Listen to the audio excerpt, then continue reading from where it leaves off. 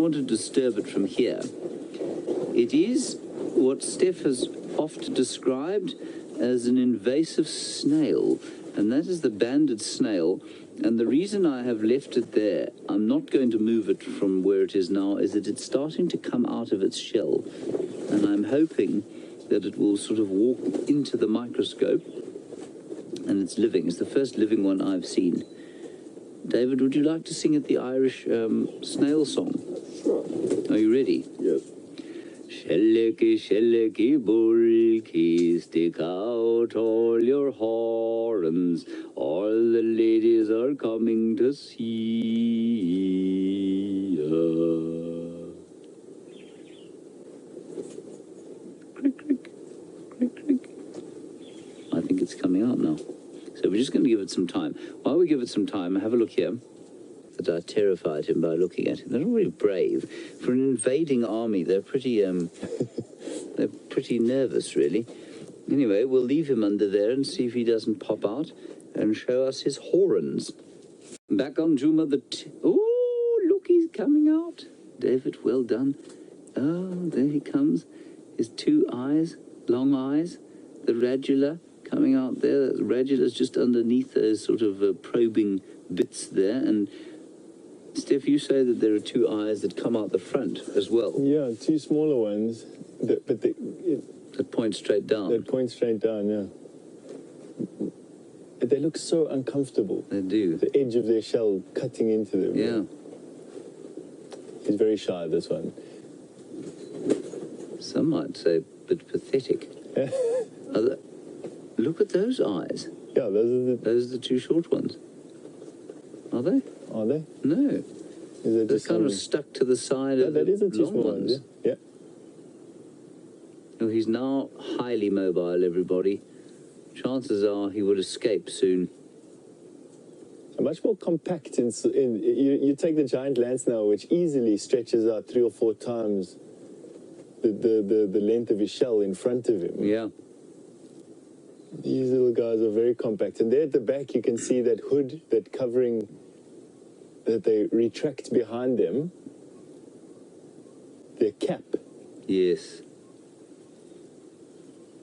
We'll show that to you now. I'll pick him up. So on the left-hand side of the actual snail there, you can see a sort of very flat part. The left-hand side of the foot, you can see a kind of disc that's twisted out sort of now parallel with the back of the shell. I don't know if I'm describing this correctly, but what that does is it closes up. It gets sucked back inside the shell and seals the snail off. Do we know where these things have come from? Europe. That's somewhere in close, Europe. Yeah, and in pot plants. And they've spread pretty much, them and thread snakes have spread around the world in pot plants. Really? The thread snake, the tiny, South Africa's smallest snake, we sometimes find them after some rain out here. Very thin little snake, about this long. Them and these have spread all over the world in pot plants and potting soil, and that's how they got here. I'm sure that someone brought some pot plants here at some point. But I found these snails not just here in the Northern Sabi Sands. I have actually found them all the way up to Hoedspruit, where I live. They are underneath the stumps there as well. So definitely an area where they're radiating from. I cannot remember any time in the rest of my guiding career where I ever saw them, but it could just be also because I haven't really been looking, to be quite honest with you. David, I'm taking a great personal risk here. I am whispering this snail onto my finger. Am I not brave, David? Very brave. I am the Snail Whisperer. Not a calling that many would aspire to. Difficult to find apprentices when you're a Snail Whisperer. You can see his cap quite clearly there. But there you can see the cap. Yeah, that white bit behind the snail. Apparently, from what I can gather, they secrete that cap that gets hard during drought. That is amazing. Well done. I have 1 or 2 talents. I may not know whether a foxglove's poisonous or not, but a snail, I can wrangle a snail. Tony, I think you'll find that it's largely calcium. Is that correct? Calcium carbonate. Tony's wondering about what a snail shell is made of. CaCO3 seems to be the largest component. That is calcium carbonate, or lime, basically. It's made of lime. Same things crustaceans shells are made of. Do you think that a speaks-hinged tortoise would eat one of these? Because they do eat the giant land snail. Do you think they'd eat these? I can't imagine why not. Because we have a tortoise quite close to camp that Taylor has named Gregory for some reason. We don't really know why. And Gregory, if you go to Taylor's Facebook page, you'll be able to see a video of Gregory eating millipedes yesterday. He devoured 5 or 6 little millipedes. Millipedes. A tortoise. All skin. I suppose when you've been around for 300 million years, you'll get to learn how to eat what's most common, and millipedes are very common at the moment. And I wondered if we wouldn't perhaps, given that this is an exotic snail, probably wouldn't be too cruel for us to feed him to Gregory if we find him again. Alien invader.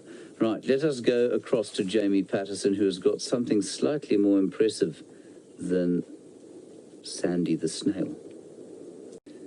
Does that not look like an alien? Watch its mouth move.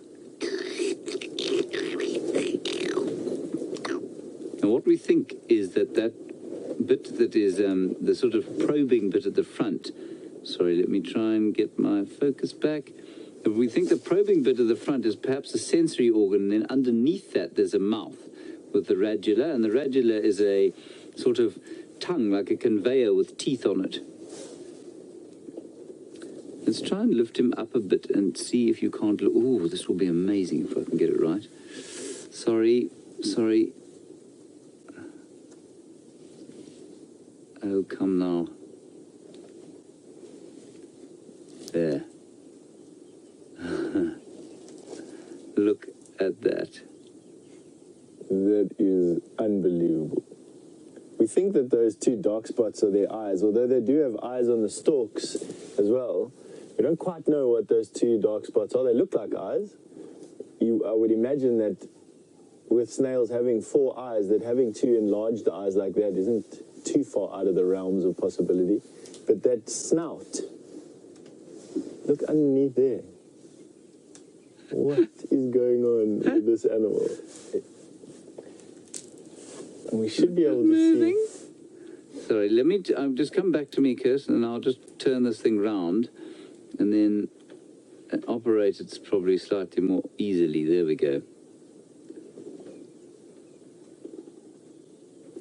Gosh, that is amazing. That is amazing. There we can actually see that stalk that eye is on. That's the back eye. Oh, that's a lovely shot. Sorry, everybody. It really is not as... I like to say it's not as easy as it looks. I'm obviously just incompetent at it there. There we go. Now, what I want him to do is walk toward us and lift that snout up and show us the mouth. There we go. Almost. Do you think the mouth sits in there, or is it... I think it's underneath there, and I just saw it once. There, just between there. Yeah, between the 2 finger probes. Yeah, because it doesn't look like... There's a lot of blood underneath the eye. Kirsten says it looks like an aardvark snail. I suppose it does a bit. Ooh, look at the slime. Isn't it disgusting? That is incredible.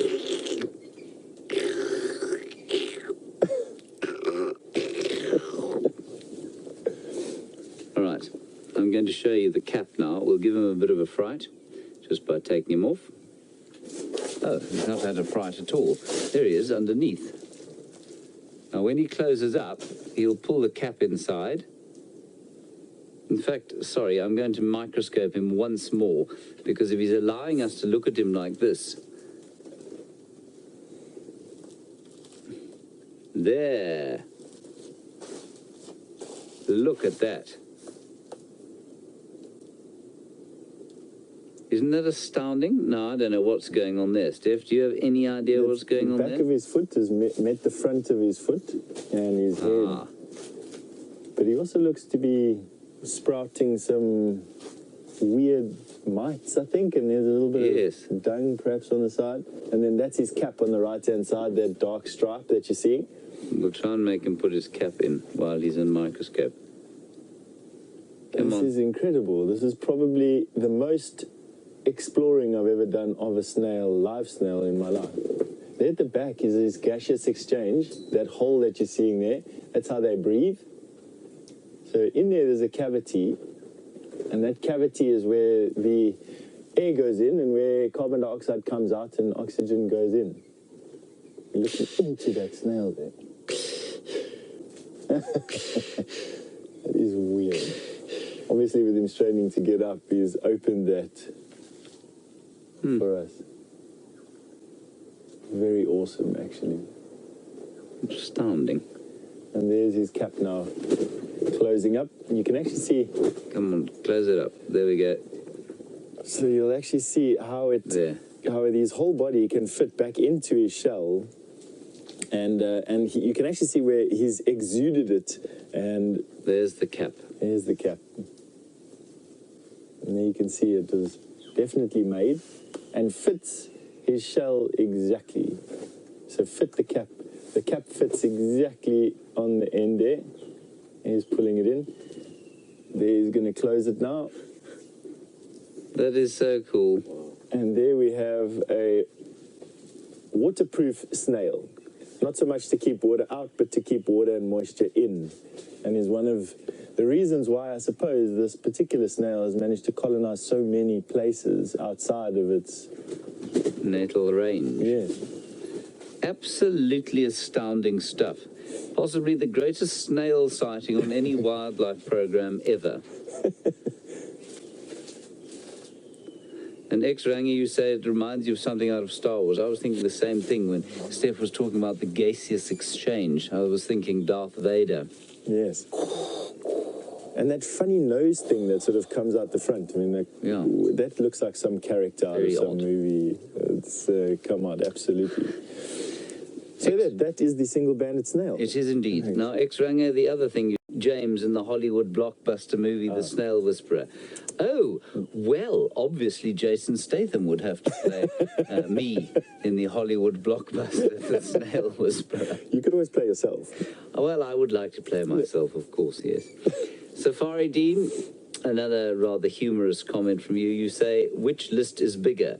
The list of things that Steph has eaten out here in the bush, or the list of things that I have spat out in the bush? I think the list of things that Steph ate. It's about the same, I think. Probably. I was jealous of one of the things you ate during the TV show. You made a very gorgeous-looking termite salad. With what was the recipe again? It was one soldier termite. One soldier termite. Sans snappers. Snappers, yes. There was a buffalo thorn leaf for the sweetness of it, and then a blackjack leaf for the pepperiness. Very nice. And you added some commelina. There was some commelina there just to stick it all together because it was falling out. So the commelina has this like gluey stuff that you can use. And then I ate the flour as well, just because. It was delicious. I must say I was extremely jealous when I watched you eating it. Thank you for that, Safari Dean. Then Tingana the leopard.